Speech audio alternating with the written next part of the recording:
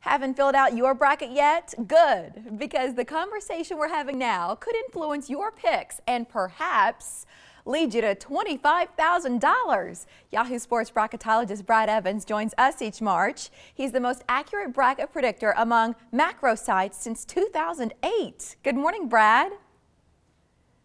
Good morning and Merry March Madness. Your energy is awesome. Hey, what I just said about the most accurate macro sites in 2008, what does all of that even mean? Put your success into perspective for us. Well, that's just accurately predicting who's in the field and properly seeding teams on the right bracket line. So I've done a bang-up job, thankfully. I guess apparently I'm good at one thing, tied to my job. But compared to sites like ESPN and CBS, I've had a lot of success accurately projecting the NCAA tournament, and yesterday's Selection Sunday was no different. Well, the men's tournament is looming, and we are all so excited.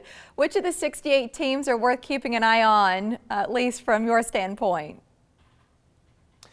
Well, I mean, the number one seeds, everybody's going to take chalk, the favorite, just because they're usually the best teams. One team that I think is finally going to get over the hump and has never made the Final Four in school history despite storied runs previously and a rich basketball history. It's Gonzaga, way up there in Spokane. A lot of people east of the Mississippi weren't awake, a little blurry-eyed unless they were watching some of those games during the season. But that is a very talented team, a very deep team, and one that I believe is going to emerge in the West.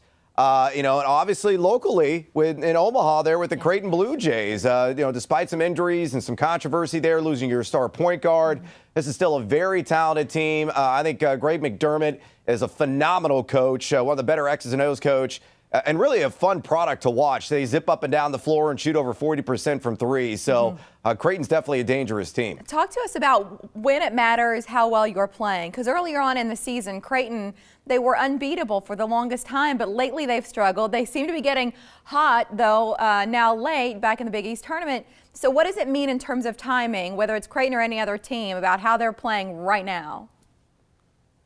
Well, we've seen it previously that teams are white hot in their conference tournament and roll through them as an underdog, and then they get to the NCAA tournament and completely lay an egg and are deflated. So just because you might have stumbled in your conference tournament or if you won it on a torrid run, it doesn't guarantee success or a lack of success in the NCAA tournament. So, a team like Michigan or Iowa State going to be very trendy picks in a lot of brackets because, they really stole the headlines in their respective conference tournaments, cutting down the nets and winning them in spectacular fashion. So I know Creighton fell short in the Big East tournament, but there's no need to be overly concerned in terms of whether or not that is a predictor of performance in the big dance. We'd love to see him play Oregon. Dana Altman set that up. When it comes to brackets, Brad, what works best? Doing tons of research and analysis or just following your heart? Well, I think research and analysis, I'm kind of a gut brain guy when it comes to the NCAA tournament. I filled up my bracket immediately after it came out. So that's my gut bracket. And this one will be wadded up and in the garbage bin, probably within the first 48 hours of the NCAA tournament getting underway. And then I do a brain bracket. I haven't done that one yet, but I'm going to sit down, let it simmer a little bit, and probably late on Wednesday night, really dissect the numbers before I place the team on the bracket line. So I'm kind of a mixture of that, and I highly encourage everybody to use our site, obviously, yahoosports.com. There's some great sites like kenpom.com as well that have a lot of granular analysis if you want to get down and dirty on the NCAA tournament. I mentioned $25,000 to start this conversation, so I guess our viewers are sitting there like, Mary, get to it already. So what's the deal with the prize, and how can we get a shot at it?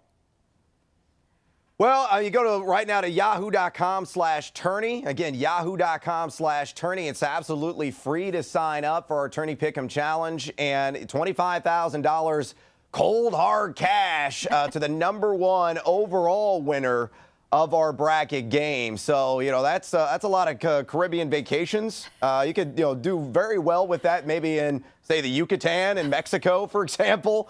But, it's very simple to play, and we have a lot of celebrity brackets as well. For some reason, I'm a celebrity, like F+ level celebrity maybe, but There are celebrity brackets, and mine specifically, we're giving away $1,000 in StubHub cash as well. So a lot of great prizes, a lot of great incentives. So again, sign up at yahoo.com/tourney. Oh, Brad Evans, thank you for joining us today. Look forward to seeing how your picks and our picks do as we get throughout March here.